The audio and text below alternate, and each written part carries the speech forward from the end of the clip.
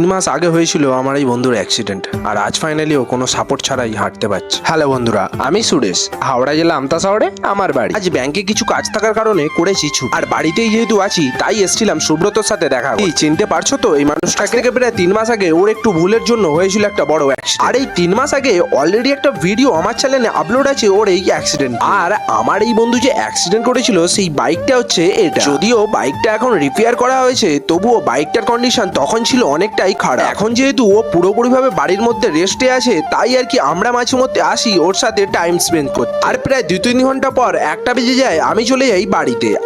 আরো খাওয়া দাওয়া সেরে চলে আসি ওদের বাড়ি। আর হ্যাঁ, আমার এই বন্ধু এখন কোনো সাপোর্ট ছাড়াই মোটামুটি ভাবে হাঁটতে পারে। এখন আমি আর সুব্রত মিলে এসছি হচ্ছে ওদের ছাদেতে, কারণ আমার আর সুব্রতর এখন ইচ্ছা হয়েছে আমরা দুজনে এখন আম মাখা। তাই আর কি ওদের বাড়ির পাশে থাকা এই আম গাছ থেকে দুজনে দুটো আম পেড়ে নিয়ে, বেশি কিছু না, শুধুমাত্র নুন আর লঙ্কা দিয়ে আমরা রেডি করছিলাম হচ্ছে এই আম মাখা। যাই হোক, কিছুক্ষণের মধ্যে পুরোপুরি ভাবে আম মাখাটা এইভাবে রেডি করে নিয়ে আমরা দুজনে ঝাঁটাকাঠির সাহায্যে খেতে আরম্ভ করলাম আজকে আমাদের এই আম।